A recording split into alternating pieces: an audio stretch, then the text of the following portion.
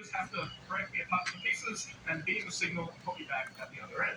And of course, this has been a staple of science fiction since forever. And of course, the most famous example of teleportation, of course, is in Star Trek.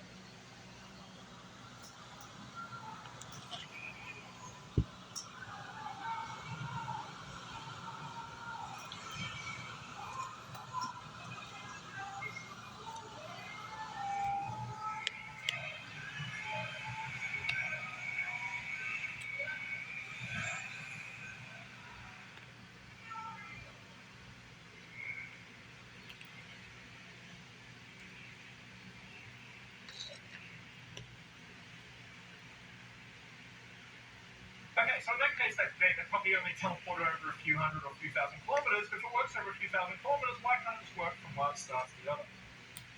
So the good news is that teleportation is real. The bad news is at the moment we can only teleport one atom at a time. But it is real, and it's called quantum teleportation in real life, if you want to look it up. And the record for teleportation at the moment involving one atom is teleporting over 1,400, over a distance of 1,400 kilometers. It was a Chinese satellite called Nikias, and they teleported an atom from the ground up to the satellite. So the actual atom never moved. All you do is you take one atom and you measure its exact properties, and by measuring, in the process of measuring its properties, you actually mess it up, you lose that information, but you can transmit that state to the spacecraft. You can recreate an atom exactly the same.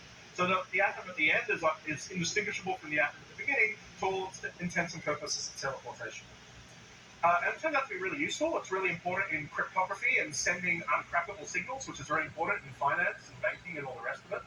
But can this be used to teleport humans? Well, probably no, and probably not never. There's a few catches to this in terms of using it for interstellar travel. The first is that you need a receiving station. So you've got to get your receiving station to where you want to teleport to first.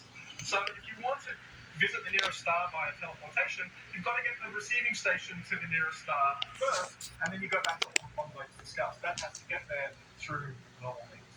But once you've done that, you're in business, and you don't just simply have to scan every aspect, every atom of a human being and transmit that. And that's a bit of a problem, because you can calculate just how much data you need to describe a human being, an exact copy. You really want the exact copy, right? You don't want to teleport there and discover something important in physics.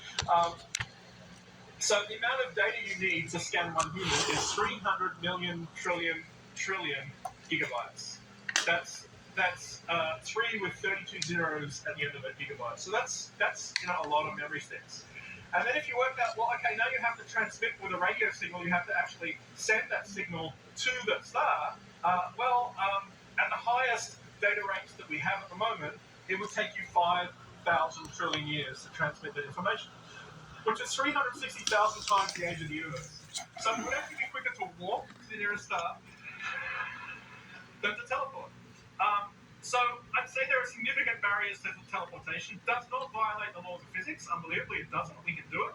But the practicalities of transmitting even a single human being are absolutely enormous. So I don't think we'll be teleporting anytime soon.